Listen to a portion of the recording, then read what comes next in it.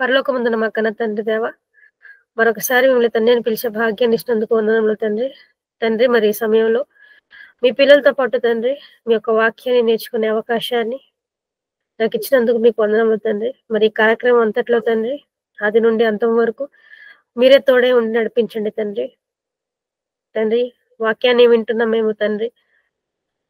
వాక్యం యొక్క భావాన్ని మేము అర్థం చేసుకొని మీకు ఇష్టానుసారంగా బ్రతకడానికి మాకు సహాయం అనుగ్రహించవలసిందిగా కోరుకుంటూ యేసుక్రీస్తు వారి అతి శ్రేష్టమైన నామంలో ఈ ప్రార్థన మీకు సమర్పించుకుంటున్నాను తండ్రి. ఆమేన్. ప్రియమైన దేవుని వర్లరా, మరి కూడి వచ్చిన మీ అందరికీ ప్రభువైన యేసుక్రీస్తు వారి పేరట నా వందనాలు తెలియజేసుకుంటున్నానండి. ఏమండి దయచేసి క్షమించండి, నెట్వర్క్ ప్రాబ్లమ్ తో నేను వీడియో ఆన్ చేయలేకపోతున్నా. ఇకపోతే మనం పాఠానికి వెళ్ళిపోదాం ప్రియులారా. మరి మన అంశం పేరు ముందుగా చెప్పినట్లు కయీనుకు భార్య ఎక్కడ నుండి వచ్చింది. ఏమండి కయీనుకు భార్య ఎక్కడ నుండి వచ్చింది ప్రియులారా? ఈ ప్రశ్న ఏమండి కయీనుకు భార్య ఎక్కడి నుంచి వచ్చిందనే ఈ ప్రశ్న నిజానికి మనకు బైబిల్ చదువుతున్నప్పుడు మనకు ఎదురయ్యే మొదటి ప్రశ్నగా మనం చెప్పుకోవచ్చు. ఏమండి మరి ఈ యొక్క మొదటి ప్రశ్ననే మనం పాఠంగా ఎందుకు పెట్టామంటే కారణం, చాలా మంది మరి కయీనుకు భార్య ఎక్కడి నుంచి వచ్చిందండి, దాని గురించి సరైన సమాధానము లేకపోతే వివరణ బైబిల్లో ఎక్కడ దేవుడు వ్రాయించలేదు, కాబట్టి మీ బైబిల్ అసలు క్లారిటీ అనేది లేదు, దేని గురించి ఒక క్లారిటీ అనేది లేదు, ఇది బైబిల్ అనేది ఒక తప్పుడు పుస్తకం, ఎవడో మనిషి రచించినటువంటి ఒక మత గ్రంథం ఇది అని చాలా మంది చెప్పుకుంటున్నారు. ఏమంటే చాలా మంది చెప్పుకుంటున్నారు. కానీ మనం బైబిల్లో ఆలోచించుకుంటే ప్రియులారా, దేవుడు చెప్పాడు. ఏమని చెప్పాడంటే, ఎవరైనా మిమ్మల్ని ప్రశ్నలు అడిగితే, ఏమంటే బైబిల్ గురించిన ప్రశ్నలు అడిగితే మిమ్మల్ని మీరేం చేయాలంటే సాత్వికముతో వాళ్ళకి సమాధానం ఇవ్వండి అని చెప్పాడు. అది దేవుని చిత్తం అని కూడా చెప్పాడండి. మనకు పేతురు పత్రిక, మొదటి పేతురు పత్రిక 3వ అధ్యాయము 15వ వచనంలో ఈ మాట మనకు కనిపిస్తుంది. పేతురు గారు రాసినటువంటి మొదటి పత్రిక 3వ అధ్యాయము 15వ వచనము. మొదటి పేతురు 3వ అధ్యాయం 15వ వచనం పిల్లరా. నిర్మలమైన మనస్సాక్షి కలిగిన వారై నిర్మలమైన మనస్సాక్షి కలిగిన వారై మీలో ఉన్న నిరీక్షణను గూర్చి మిమ్మును హేతు అడుగువాని ప్రతివానికి సాత్వికముతోనూ భయముతోనూ సమాధానము చెప్పుటకు ఎల్లప్పుడూ సిద్ధంగా ఉండి మీ హృదయముల యందు క్రీస్తుని ప్రభుగా ప్రతిష్ఠించుడి.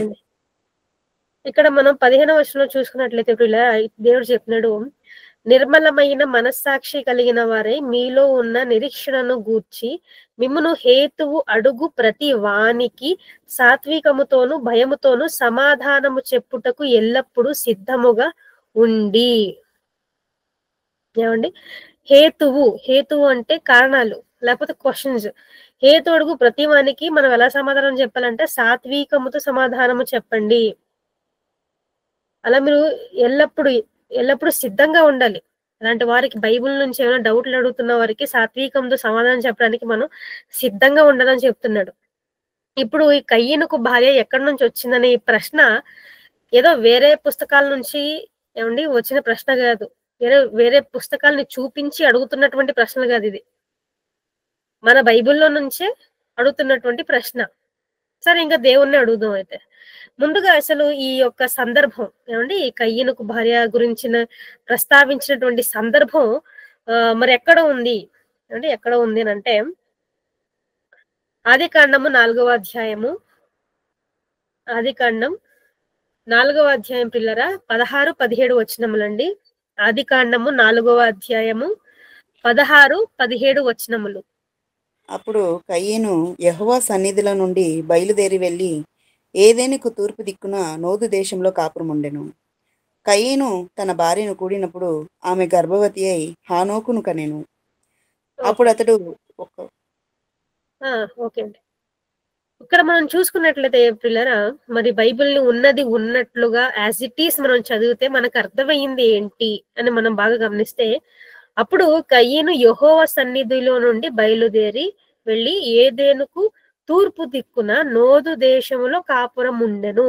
కయ్యను తన భార్యను కూడినప్పుడు ఆమె గర్భవతి హానోకును కనెను.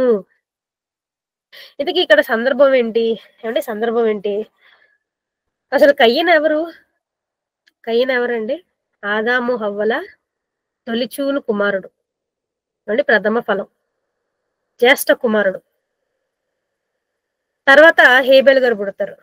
ఏమండి? తర్వాత వీరిరువురు పెరిగి పెద్దవారయ్యాక దేవుని కోసం ఒక అర్పణ లేకపోతే బలి థాంక్స్ గివింగ్ కింద ఒకటి అర్పణ ఇవ్వాలి అని అనుకుంటారు వీళ్ళిద్దరు.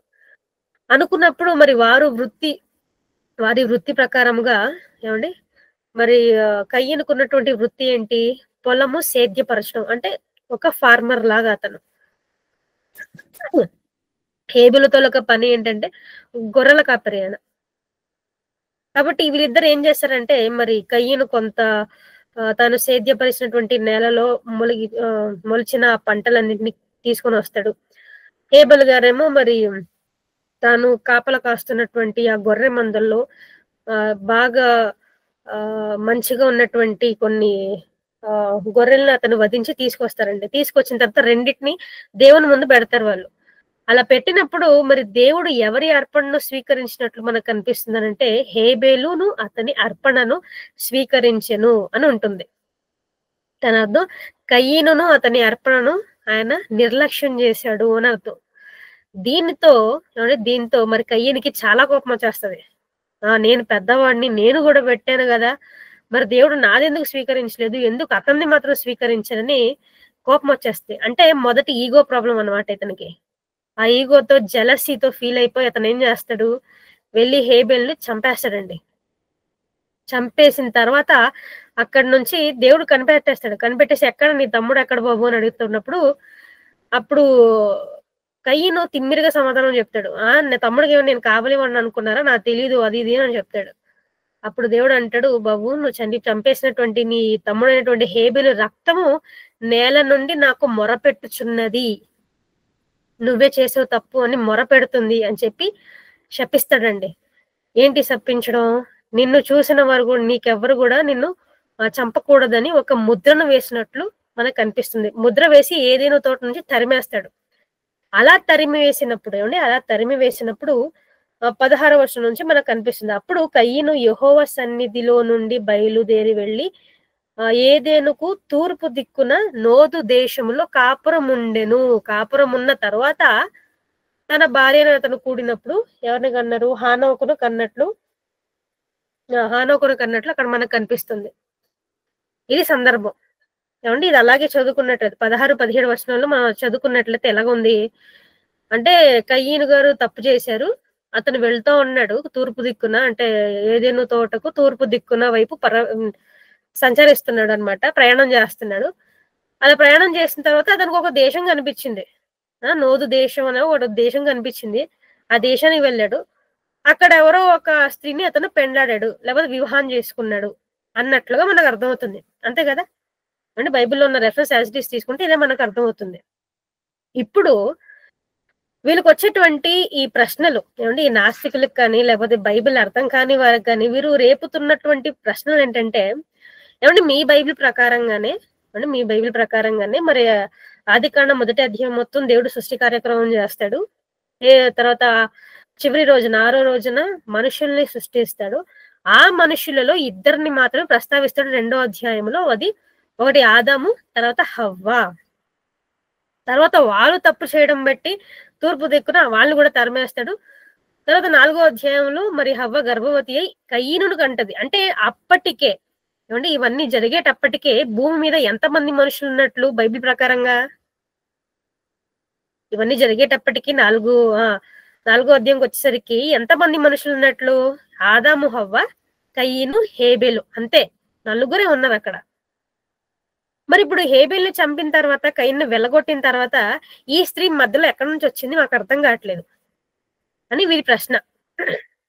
దీనికి నాస్తికులైనటువంటి వారికి సమాధానం దొరకకపోతగా మన క్రైస్తవుల్లో ఉంటూ పండితులని చెప్పుకుంటూ ఏమండి బోధకులు ఎలాంటి ప్రసంగాలు చేసేవారంటేనండి, ఒక కొత్త కథనే అల్లేశారు వీళ్ళు. అంటే కొత్త కథను అల్లేశారు. ఏం చెప్తారంటే వీళ్ళు, అంటే కొంతమంది చెప్తున్నాను, మరి ఈ సృష్టి అవ్వక ముందు వేరొక సృష్టి చేశాడంట దేవుడు.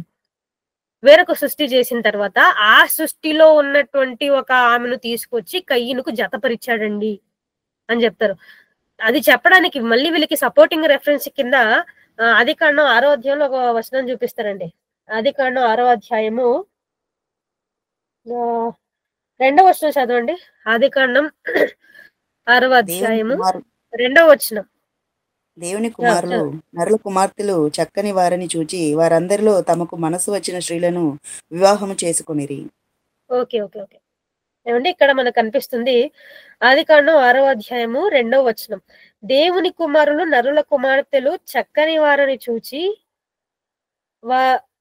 వారందరిలో తమకు మనసు వచ్చిన స్త్రీలను వివాహము చేసుకునిరి. దేవుని కుమారులు వేరు, నరుల కుమార్తెలు వేరు. అలాగే ఒక స్త్రీ మరి వేరే సృష్టి నుంచి తీసుకొచ్చి దేవుడు కయ్యనుకు జతపరిచాడు అని కొంతమంది చెప్తారు. మరి కొంతమంది ఉన్నారు స్పెషల్ గా. వీళ్ళు ఏమనంటారంటే కయ్యను భార్య ఎవరో కాదండి, దేవదూతలో ఒక ఆమె అంట. అంటే వీళ్ళకి ఇష్టం వచ్చిన థియరీస్ అన్ని వీళ్ళే చెప్పుకుంటారు అన్నమాట. మరి బైబిల్ నుంచి రేకెత్తినటువంటి ఒక ప్రశ్నకు సమాధానం మన ఊహా కల్పితాల్లో, మన ఇమాజినేషన్స్ లో ఉండవండి. బైబిల్ నుంచి ఒక ప్రశ్న వచ్చిందంటే దానికి సమాధానం కూడా బైబిల్లోనే ఉంటుంది. మనం వెతకాలి. అందుకే దేవుడు బైబిల్ని పరిశీలించి చదవమన్నాడు. అప్పటికే గాని మనకు అర్థం కాదు కాబట్టి. ఓకే, ఇక మనం బైబిల్ని అడిగేద్దాం. ఏమంటే బైబిల్ని అడిగేద్దాం, దేవా అసలు కయ్యనుకు భార్య ఎలా వచ్చింది?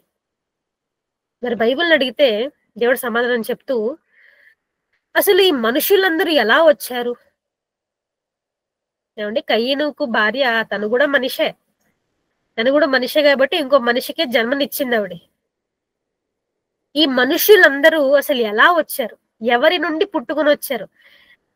ఏమంటే వివిధ సృష్టిలు ఏమైనా ఉన్నాయా? దేవుడు ఆ సృష్టి నుంచి ఈ సృష్టి నుంచి ఒకరిని తీసుకొచ్చి కలిపి పెట్టాడా? ఎలా వచ్చారు వీళ్ళందరూ అని మనం బైబిల్ అడిగితేనండి అపోస్తలుల కార్యములు 17వ అధ్యాయము 17వ అధ్యాయము 26, 27 వచనములు.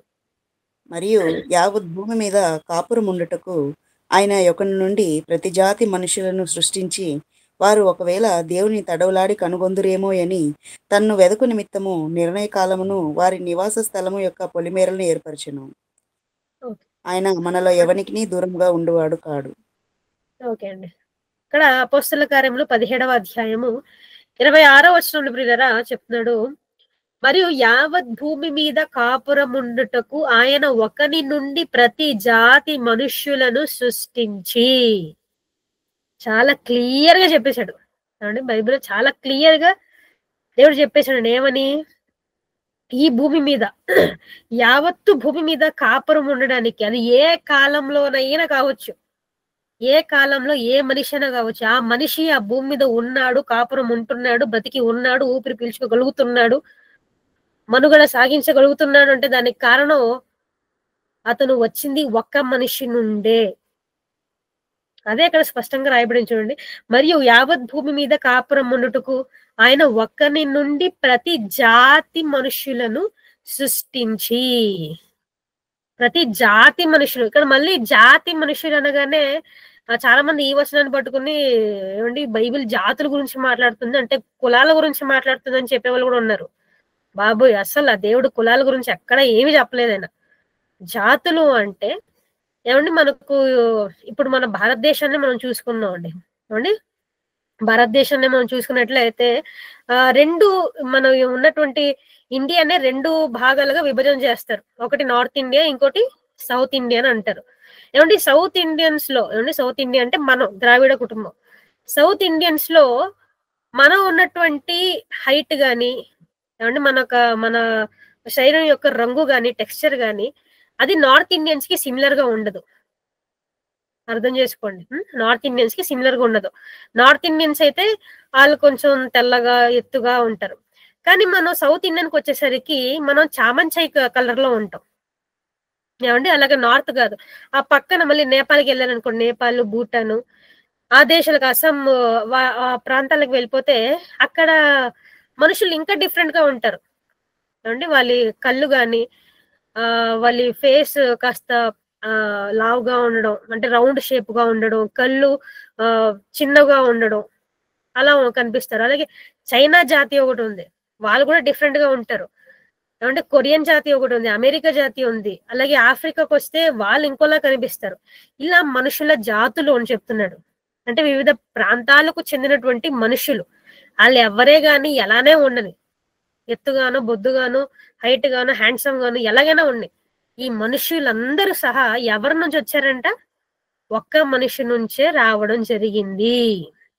ఆ ఒక్క మనిషి ఎవరో కాదు, సాక్షాత్తు ఆదాము గారే. ఏమంటే ఆదాము గారే. మన ఆదికాండం 2వ అధ్యాయంలో మనం చూసుకున్నప్పుడు కూడా దేవుడు మొత్తం చేసిన తర్వాత, సృష్టి కార్యక్రమం మొత్తం చేసిన తర్వాత, నేల మంటి నుండి నరుని యొక్క శరీరాన్ని నిర్మించి తన నాసికారంధ్రములో దేవుని యొక్క జీవవాయువును ఊదగా తర్వాత మనిషి ఏమవుతాడు? జీవాత్మ ఆయను. అంటే అప్పుడు మనిషి బ్రతుకుతాడు, మొదటి మనిషిగా చేస్తాడు. ఆ తర్వాత నరుడు ఒంటరిగా ఉండుట మంచిది కాదని దేవుడు యోచించి, ఏమండి, ఆదాము గారికి గాఢ నిద్రను కలుగజేసిన తర్వాత ఆదాము యొక్క ప్రక్కటెముకల్లో ఒక ఎముకను తీసి ఆ ఎముక నుంచి స్త్రీని నిర్మించి ఆ స్త్రీనే తనకు భార్యగా అందిస్తాడు దేవుడు. ఏమండి, అంటే ఆదాము గారి యొక్క భార్య ఎవరైతే ఉన్నారో హవ్వమ్మ కూడా దేవుడు సపరేట్ గా ఇంకొక మట్టి బొమ్మను చేయలేదు అక్కడ. మళ్ళీ ఎవరి నుంచి తీసినట్టు ఉంది? ఏమంటే ఎవరి నుంచి తీసినట్టు ఉంది? ఆదాము గారి నుంచే తీశాడు. ఆదాము గారి నుంచే జీవాన్ని కూడా తీసి ఆ మరి స్త్రీ కింద చేయడం జరిగింది. వీరిద్దరికి పుట్టినటువంటి కుమారులే హేబేలు, అలాగే కయ్యను. ఇప్పుడు కయ్యనుకు భార్య కూడా ఎలా వచ్చి ఉంటుంది? అంటే కయ్యనుకు భార్య కూడా ఎలా వచ్చి ఉంటుందండి? ఖచ్చితంగా ఆదాము నుంచే వచ్చి ఉంటుంది. ఖచ్చితంగా ఆదాము నుంచే వచ్చి ఉంటుంది. ఎలా చెప్పగలరు అండి? అంటే బైబిల్లో ఆధారం లేకుండా మనం ఏం మాట్లాడకూడదు కదా. మరి బైబిల్లో ఏం చెప్పబడిందనంటే, ఆదికాండం 5వ అధ్యాయానికి రండి. ఆదికాండం 5వ అధ్యాయములో 4వ వచనం పిల్లరా. ఆదికాండం 5వ అధ్యాయము 4వ వచనం. షేతును కనిన తర్వాత ఆదాము బ్రతికిన దినములు 800 ఏండ్లు. అతడు కుమారులను కుమార్తెలను కనెను. ఓకే, అంటే ఇక్కడ ఆదికాండం 5వ అధ్యాయము 4వ వచనంలో షేతును కనిన తర్వాత, ఇంతకి షేత్ ఎవరు? ఆదాము హవ్వల యొక్క 3వ కుమారుడు. కయ్యను హేబేలు ఒకరినొకరు, అంటే కయ్యను చంపేసి తర్వాత పారిపోతాడు కదండి. తర్వాత వారికి ప్రతిగా దేవుడు మరి షేతుని ఇవ్వడం జరుగుతుంది. ఆ తర్వాత షేతును కన్న తర్వాత షేతుతోనే లాస్ట్ అయిపోలేదు. ఏమంటే షేతును కన్న తర్వాత ఆదాము బ్రతికిన దినములు 800 ఏండ్లు. అతడు కుమారులను కుమార్తెలను కనెను. చాలా మంది కుమారులను కుమార్తెలను కంటాడు. ఎంత మందిని కన్నాడో మనకు బైబిల్లో రాయబడలేదు. పిల్లరా, ఇక్కడ మనం ఇంకో విషయాన్ని ఆలోచించుకున్నట్లయితేనండి, మరి ఆదాము గారు బ్రతికినన్ని సంవత్సరాలు ఎంతకాలం ఉండొచ్చు చెప్పండి? ఆదాము గారు ఎన్ని సంవత్సరాలు బ్రతికారు? ఆయన సుమారుగా దాదాపు 930 సంవత్సరాలు బ్రతికినట్టు ఉంటుందండి. 930 years. ఇప్పుడు మనం ప్రెసెంట్ గా మాట్లాడుకుంటే సగటు మానవ యొక్క జీవిత కాలం, ఆయుష్ కాలం ఇప్పుడు ఎలా ఉంది? ఇప్పుడు ఎంత వరకు ఉంది పోనీ? ఏమండి, 60-70కే లాస్ట్. మరీ ఓకే, ఆరోగ్యంగా ఏమైనా ఉంటే, ఏ రోగాలు రాకుండా ఉంటే సరే, ఒక 80 అండి, 80 దాకా. ఈ 60-70కి మనుషులు ఎంతమందిని కనగలుగుతున్నారో ఆలోచించండి. ఏమండి, ఇప్పుడున్న జనరేషన్ లో అయితే తక్కువ మందే, గాని ఆ మునుపు అంటే మన తాతల తరాల్లో గాని, వాళ్ళ తాతల తరాల్లో గాని, అవన్నీ మనం చూసుకున్నట్లయితేనండి, వారికి ఉన్నటువంటి ఒక 40 ఏళ్లకే లేకపోతే 50 ఏళ్లకే 6 పిల్లలు ఉంటారు. 6, 7, 8 ఇంతమంది పిల్లలు ఉంటారండి. ఏంటి, కేవలం 60 సంవత్సరాలకే 8 మందిని వీళ్ళు కనగలిగారు. ఏమంటే 8 మందిని కనగలిగారు. ఇప్పుడు ఆదాము గారి యొక్క ఆయుష్కాలం ఎంత? 930 సంవత్సరాలు. మరి ఈయన ఇంకెంత మంది పిల్లల్ని కానీ ఉంటాడో ఆలోచించండి. అర్థమవుతుంది కదా? 930 సంవత్సరాలు ఈయన బ్రతికాడంటే ఈయన ఇంకెంత మంది పిల్లల్ని కానీ ఉంటాడు ఏమో. మరి దేవుడు ఆ లెక్కలను అయితే రాయించలేదు. కానీ ఆదాము యొక్క, క్షమించండి, కయీను యొక్క భార్య ఆదాము నుండి వచ్చింది. మరి మనం ఆదికాండం 4వ అధ్యాయంలో చదువుకుంటున్నప్పుడు మరి కయ్యను ఒక దేశానికి వెళ్ళిపోయినట్టు, ఆ దేశంలో కాపురం ఉంటున్నట్లు, ఆ దేశంలోనున్న ఒక స్త్రీని మళ్ళీ అతను వివాహం చేసుకున్నట్లు రాయబడింది. అలా రాయబడిన తరువాత నెక్స్ట్ అధ్యాయంలో ఆదాము గారు షేతును కనడం, ఏమండి షేతు కన్న తర్వాత మిగతా కుమారులు కుమార్తెలను కనడం ఇలా రాయబడింది. ఇది కదా మనకొచ్చే అనుమానం. ఏమండి? అంటే మనం బైబిల్‌లో నుండి ఏది ముందుగా వ్రాయబడింది అదే ముందుగానే జరిగింది. తర్వాత రాయబడి ఉంటే అది తర్వాత జరిగుండొచ్చు కాబోలు అనే ఒక ఊహ, లేపోతే అనే ఒక ఆలోచన పర్స్పెక్టివ్ మనలో ఉండొచ్చండి చాలా మందికి. కానీ అది చాలా తప్పు ప్రియులారా. బైబిల్‌లో ఏది ముందు వ్రాయబడితే అది ముందు జరిగినట్టు గాదు. ఏది వెనకాల రాయబడితే అది వెనకాల జరిగినట్టు గూడా గాదు. బైబిల్‌ని మనం అర్థం చేసుకోవాలంటే అందుకే బైబిల్ ఎలా చదవాలి అనే ఒక పాఠంలో విషయంలో ఇలా వస్తది. మనకు దేని గురించి అవగాహన ఉండాలి, సందర్భానుసారమైనటువంటి జ్ఞానం ఉండాలి, కాలం గురించిన పరిజ్ఞానం ఉండాలి, భావం అర్థం జేసుకోవాలి. ఏమంటే ఈ 3 చాలా అవసరం. ఇక్కడ గూడా జరిగింది అదే. మరి దేనికి ముందుగా వ్రాయబడింది అంటే కయ్యను గారి సందర్భం దేనికి ముందుగా రాయబడింది? తర్వాత ఎందుకు ఆదాం గారి విషయం రాయబడింది? ఆలోచిద్దాం. పిల్లరా, ఇంతకీ ఈ విషయాలన్నీ ఏ కాండంలో రాయబడింది ఆలోచించండి. ఏమండి? ఆద్ కయ్యను గురించి గాని, అతని భార్య గురించి గాని, ఆదాము గురించి గాని ఇవన్నీ ఏ పుస్తకంలో రాయబడింది? ఆదికాండంలో రాయబడింది. ఏమండి? ఆదికాండంలో రాయబడింది. అసలు ఆదికాండం అనే పుస్తకాన్ని ఎవరు రాశారు? మోషే గారు. ఆదికాండం ఒకటే కాదు ఆయన. 5 కాండాలు రాస్తాడు. ఆదికాండం, నిర్గమాకాండం, లేవ్యకాండం, సంఖ్యాకాండం, ద్వితీయోపదేశకాండం. ఈ 5 కాండాల్ని పంచకాండాలు అంటారు. ఈ 5 కాండాల్ని సాక్షాత్ ఎవరు రాశారు? మోషే గారు రాశారు. అసలు మోషే గారు ఏ కాలంలో పుట్టారాయన? ఏమండి? మోషే గారు ఏ కాలంలో పుట్టారు? నిర్గమాకాండంలో పుడతాడాయన. అంటే ఆదికాండం గురించి ఆయనకు బొత్తిగా అవగాహన లేదు. ఆయన చూడలేదు అసల. మరి ఎవరు చెప్తే రాశారాయన? దేవుడు చెబితే రాశాడు. ఏమండి? ఇప్పుడు మోషే గారు కూర్చొని ఆదికాండం రాస్తున్నారంటే దాని అర్థం ఏంటి? ఆయన పాస్ట్ అంటే హిస్టరీ ఇన్‌ఫాక్ట్ చెప్పాలంటే హిస్టరీ గురించి ఆయన రాస్తున్నాడు. ప్రెజెంట్ అవుతున్న విషయాన్ని రాయట్లేదు. Up to day to day చెప్పడానికైనా. పాస్ట్ గురించి ఆయన రాస్తున్నాడు. ఏమంటే హిస్టరీ గురించి ఆయన రాస్తున్నాడు. అలా రాసేటప్పుడు దేని గురించి అక్కడ సందర్భం వెళ్ళింది? 4వ అధ్యాయంలో కయ్యను గురించిన సందర్భం వెళ్ళింది. కయ్యను తప్పు చేయడం, అలాగే అతను పారిపోవడం ఆ సందర్భం వచ్చింది. ఆ సందర్భం వచ్చింది కాబట్టి కయ్యను గురించిన వంశావళిని ఆయన కంటిన్యూ చేసేయడం జరుగుతుంది. అందుకే మీరు ఆదికాండం 4వ అధ్యాయం 16 నుంచి మనం కంటిన్యూ అయిపోతే ఏమని రాయబడుతుంది చూడండి అక్కడ. 16వ అధ్యాయం ఆదికాండం 4వ అధ్యాయం 16 నుంచి అలా చదువుకుంటూ వెళ్ళిపోతానండి. అది కయ్యను వెళ్ళిపోవడం, భార్యను కొట్టడం, తర్వాత హానోకు అని పేరు పెడతాడు. ఆ హానోకు నుండి హానోకు ఇరాదు పుడతాడు. తర్వాత మెతుషెల, లెమెకు వీరి గురించి అంటే కయ్యను సంతానం గురించి చెప్పుకుంటూ వస్తాడు. కయ్యను సంతానం అన్ని చెప్పిన తర్వాత ఆపేసిన తర్వాత మళ్ళీ అప్పుడు ఆదాము గురించి చెప్పడం స్టార్ట్ చేస్తాడు ఆయన. అర్థమవుతుందా మీకు? అంటే కయ్యను సందర్భం ఎత్తుకున్నాడు కాబట్టి అతని యొక్క హిస్టరీ చాప్టర్ ని అక్కడ దాకా వ్రాసి ముగించేశాడు. మళ్ళీ మీరు ఆదికాండం మొత్తం వెతకండి, కయ్యను గురించి ఎక్కడ మనకు కనిపించదు. అర్థమవుతుంది కదండి? కయ్యనుకు భార్య ఎలా వచ్చిందంటే సాక్షాత్తు ఆదాము గారి నుంచే వచ్చింది. కానీ ఎందుకు ముందుగా వ్రాయబడిందంటే అతని ప్రస్తావన, అతని టాపిక్ వచ్చింది కాబట్టి ఆయనది హిస్టరీ లేకపోతే ఆయన జీవిత చరిత్రను అక్కడే రాసి కంప్లీట్ చేసిన తర్వాత ఫుల్ స్టాప్ పెట్టాక తర్వాత మళ్ళీ హవ్వ క్షమించండి ఆదాము గారి గురించి ఆయన వ్రాయడం జరుగుతుంది. ఇది ఇంకా మనకు అర్థం కావాలంటే ఇంకా మనకు అర్థం కావాలంటే మరొకసారి ఆదికాండం 4వ అధ్యాయం 16వ వచనం చదివితే ఆదికాండం 4వ అధ్యాయం 16వ వచనం. అప్పుడు కయ్యను యెహోవా సన్నిధిలో నుండి బయలుదేరి వెళ్ళి ఏదైనాకు తూర్పు దిక్కున నోదు దేశంలో కాపురం ఉండెను. చాలు. ఇక్కడ ఇంకో విషయం కూడా మనం గమనించాలి. ఏంటి? కయ్యను గారంట, కయ్యను ఏదేనుకు తూర్పు దిక్కున పారిపోయి ఏ దేశములో నివసించాడు, కాపురం ఉన్నాడు? నోదు దేశము. ఏ దేశము? నోదు దేశము.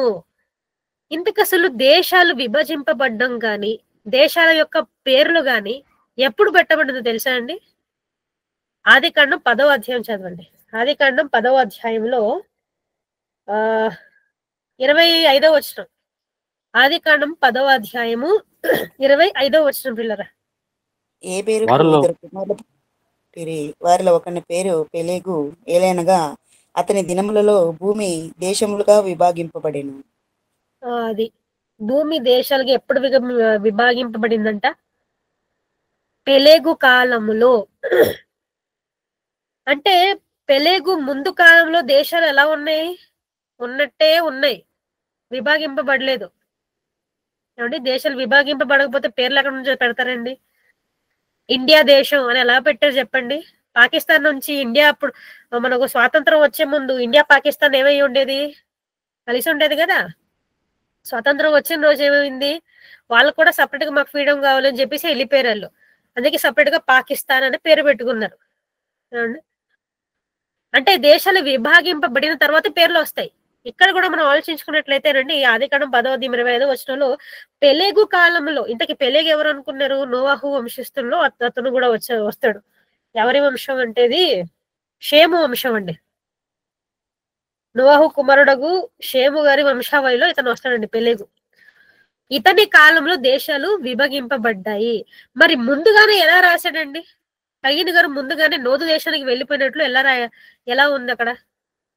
కారణం ఒకటే, దేశాలు విభజింపబడిన తరువాత మోషే గారు పుట్టారు కాబట్టి, మోషే గారు ఉన్న కాలానికే కయ్యను ప్రవేశించిన, లేకపోతే కయ్యను వెళ్ళి కాపురం ఉన్న దేశాన్ని నోదు దేశం కింద పిలువబడుతున్నది కాబట్టి నోదు దేశానికి అతను వెళ్ళి కాపురం ఉన్నాడు అని వ్రాశాడు. ఇదండి ఈ విషయం. అర్థమవుతుంది కదా అందరికి?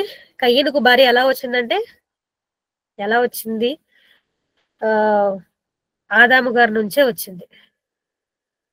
ఆదాము గారి నుంచే వచ్చిందండి, ఇంకెక్కడి నుంచో రాలేదు. ఇంకెక్కడో స్త్రీని పట్టుకొచ్చి దేవుడు వివాహం చేయలేదండి. కాకపోతే మనకు ఇంకొక విషయం గురించి క్లారిటీ రావాలి ఇక్కడ.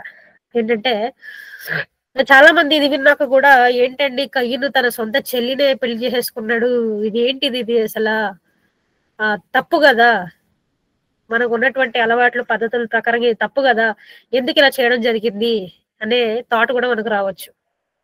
పిల్లరా, ఇంతకీ ఈ విషయాలన్నీ ఎప్పుడు జరుగుతున్నాయి? మరీ ప్రస్తావిస్తే ఈ విషయాలన్నీ ఎప్పుడు జరుగుతున్నాయంటే, ఆది కాలముల. ఏమండి, మనుషులు అప్పుడే ప్రారంభం అవుతున్నారు. పైపెచ్చు దానికి దేవుడు పెట్టిన పేరు అజ్ఞాన కాలము అన్నాడు. అజ్ఞాన కాలంలో దేవుడు చూసి చూడనట్టుగా వదిలేశాడండి. అలానే పాపం చేస్తున్న ఊరికే ఉండలేదు ఆయన. అంతెందుకు, ఆదాం గారు ఉన్నారు, తాను వివాహం చేసుకున్నటువంటి హవ్వ ఎవరు అనుకున్నారు? తన నుంచి వచ్చిన స్త్రీ. ఎవరది? కుమార్తె. హవ్వమ్మ ఏమవుతారు చెప్పండి? కుమార్తెనే ఆయన వివాహం చేసుకున్నాడు. మరి ఇప్పుడు దేవుడు తప్పు పట్టగలమా? లేదు. దేవుడు జతపరిచాడు, కలుగు చేసిన దేవుడే జతపరిచాడు. ఎందుకు? ఇంకొక ఏమంటారు దాన్ని, బొమ్మను చేసే ఉద్దేశానికి లేదు. ఎందుకంటే ప్రాణం, జీవం అనేది ఒకరి నుంచే రావాలి అన్నది దేవుని యొక్క సంకల్పం. మీకు అర్థమవుతుంది కదా? అందుకే దేవుడు ఆదాము నుంచే హవ్వమ్మను కూడా తీయడం జరిగింది. తీసిన తర్వాత వీరిద్దరిని జతపరిచాడు. తర్వాత కయ్యను పుట్టాడండి. ఇప్పుడు కయ్యను కూడా భార్య ఎక్కడి నుంచి వచ్చిందంటే, సాక్షాత్తు ఆదాము యొక్క వంశం నుంచే. అంటే తనకు సహోదరి అయినటువంటి కయ్యనుకు సహోదరి అంటే ఒక స్త్రీని కయ్యను వివాహం చేసుకున్నాడు. ఎందుకంటే తప్పనిసరి పరిస్థితి అది. అంటే తల్లిని వివాహం చేసుకోకూడదు కదండి, తప్పది. కాబట్టి ఇంకో స్త్రీని వివాహం చేసుకుంటే అది చెల్లె అయి ఉండాలి. ఎందుకంటే ఇంకా వేరే సంతానం లేదు అక్కడ. ఏమండి, ఇది ఆ కాలం వరకు మాత్రమేనండి. ఏమండి, ఆ ఆది కాలంలో కయ్యను, క్షమించండి, ఎవరు ఆదాము షేతు కాలంకి మాత్రమే ఇది అంతమైపోయింది. ఆ తర్వాత మీరు చూసుకున్నట్లయితే ఎవరు తమ సహోదరుల్ని వివాహం చేసుకున్నట్లు ఎక్కడ మనకు కనిపించదు. ఇంకొక విషయం ఏంటంటే, దేవుడు మళ్ళీ ఆజ్ఞను ఇచ్చాడు. ఏం ఆజ్ఞ తెలుసా? లేవియా కాండంలో ఒక విషయం చెప్తాడు ఆయన. లేవియా కాండం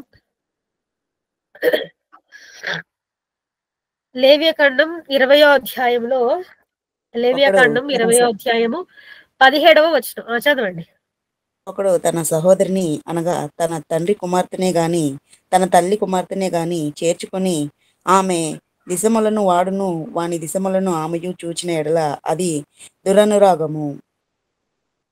వారికిని తమ జనుల ఎదుట మరణ శిక్ష విధింపవలెను. వాడు తన సహోదరిని మహోచ్ఛాదం తీసెను.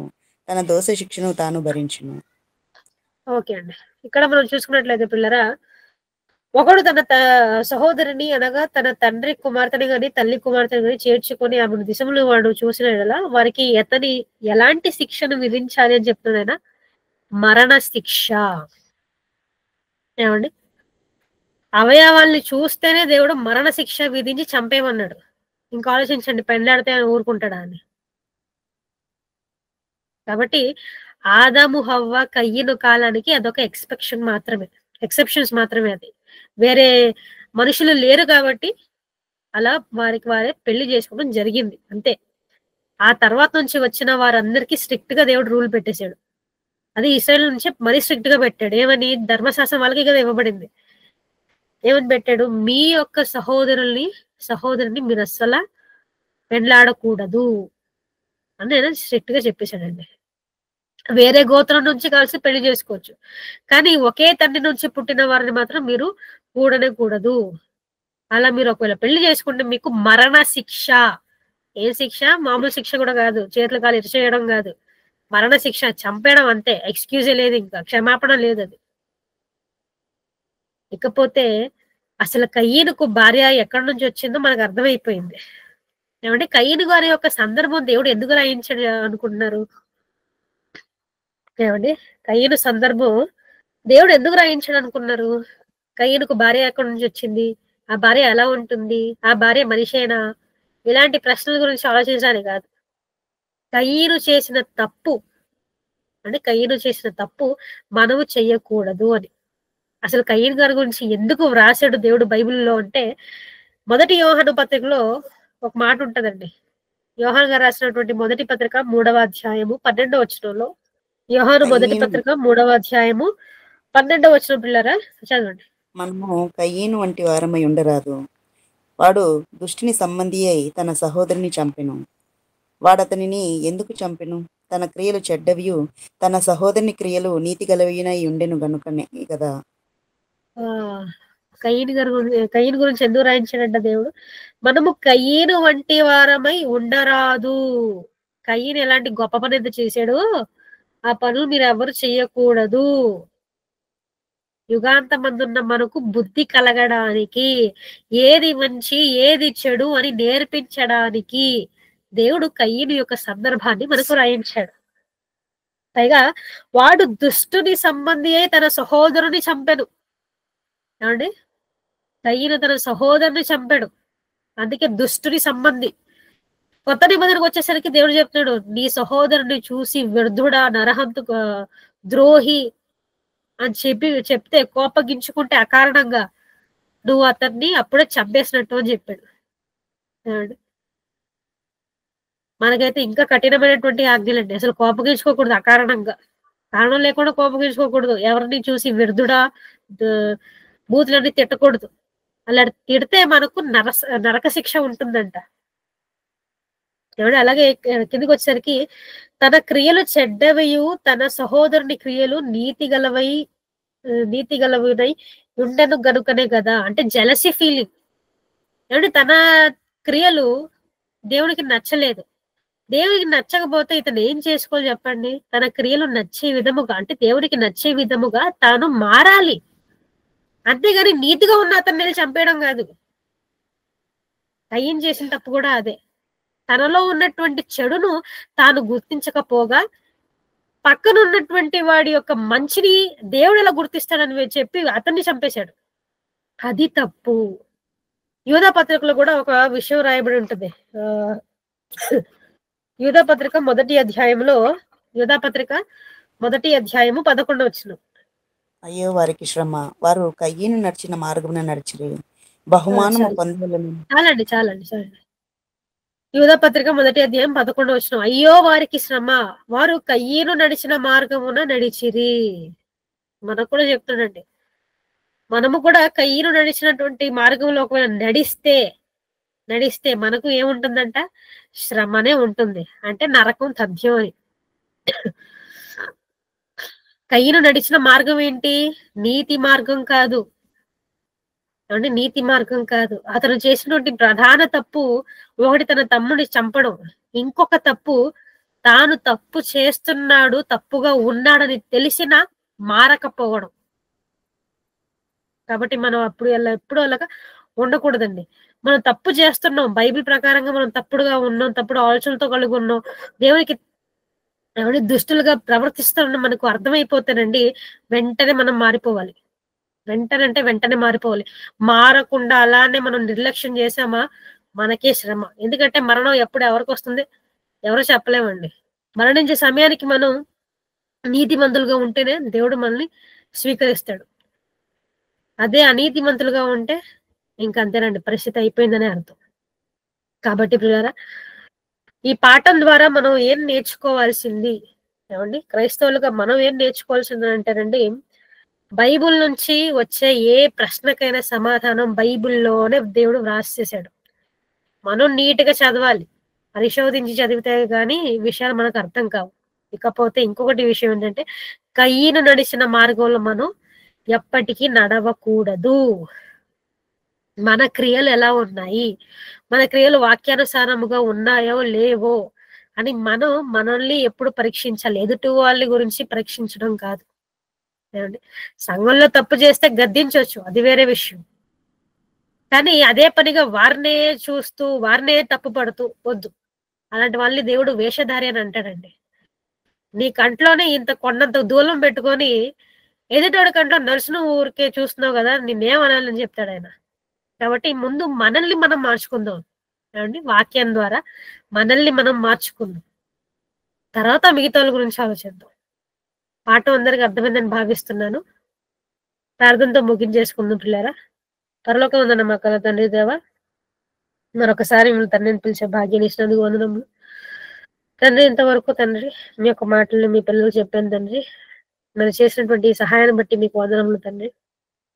దేవా, బైబిల్ ద్వారా తండ్రి మరి వ్రాయించినటువంటి మాటల ద్వారా మేము అనేక విషయాల్ని మనం ప్రతిరోజు నేర్చుకుంటాం తండ్రి. మీరు చేస్తున్నటువంటి ఈ సహాయాన్ని బట్టి, మాపై చూపిస్తున్నటువంటి ఈ ప్రేమను బట్టి వందనములు తండ్రి. దేవా, మేము ఎన్నటికీ తండ్రి కయ్యను నడిచిన మార్గంలో నడవకుండా దేవా మా ప్రవర్తనను అనునిత్యం సరిదిద్దుకుంటూ వాక్యానుసారంగా బ్రతుకుతూ మీ యొక్క పనులను నెరవేర్చే మంచి మనసును, బుద్ధిని మాకు అనునిత్యం ప్రసాదించవలసిందిగా కోరుకుంటూ, ఇంతటి మహాజ్ఞానం నేర్పించిన తాతయ్య గారికి మంచి ఆయుష్ను, ఆరోగ్యాన్ని ఇవ్వవలసిందిగా ప్రార్థించు. యేసుక్రీస్తు వారి ఉన్నతమైన నామంలో ఈ ప్రార్థన మీకు సమర్పించుకుంటున్నాను తండ్రి. ఆమేన్. అందరికీ ఆమేన్. వందనాలండి. ఏమైనా ప్రశ్నలు ఉంటే అడగండి. సిస్టర్ ఒక ప్రశ్న పంపించారు సిస్టర్. అదేంటంటే మరి 4వ అధ్యాయం 16వ వచనంలో మరి కయ్యూను తన భార్య అయిన యెహోవాను కూడినప్పుడు గర్భవతి హానోకును కనెను అనే మాట అక్కడ రాయబడింది కదా. ఈ హానోకు ఎవరు? అవును. మరి దేవునితో నడిచిన హానోకేనా అనేది మొదటి ప్రశ్న. రెండవ ప్రశ్న వచ్చి హానోకే అయితే మరి నరహంతకుడైన కయ్యూనికి ఎలా పుట్టాడు అనేది ప్రశ్న. ఓకే. అక్కడ కయ్యను గారికి పుట్టినటువంటి హానోకు, అలాగే దేవునితో నడిచిన హానోకు చాలా డిఫరెంట్ గా ఉంటుంది. ఎందుకంటే కయ్యనుకు పుట్టినటువంటి హానోకు వచ్చేసి మనకు 4వ అధ్యాయంలో కనిపిస్తాడు. దేవునితో నడిచిన హానోకు వచ్చేసి మనకు 5వ అధ్యాయం 21వ వచనంలో లేకపోతే 18వ వచనంలో కనిపిస్తుంది చూడండి. 5వ అధ్యాయం 18వ వచనంలో 162 ఏళ్ల బ్రతికి హానోకును కనెను. చాలు. ఇక్కడ మనం చూసుకున్నట్లయితే ఎరేదుకు పుట్టినటువంటి కుమారుడు హానోకు. ఈ హానోకు దేవునితో నడిచాడు. కానీ అక్కడ మనం చూసుకున్నట్లయితే 4వ అధ్యాయంలో ఆ హానోకు కయ్యనుకు పుడతాడు. కాబట్టి ఇక్కడ తండ్రులు డిఫరెంట్ గా ఉన్నారు. పేర్లు ఒకటే కావచ్చు కానీ తండ్రులు డిఫరెంట్, కాబట్టి వీళ్ళిద్దరు వేరు. కుమారులు కూడా వేరు వేరే కదా సిస్టర్? అవును, కుమారులు కూడా వేరు. Okay sister. ఓకే.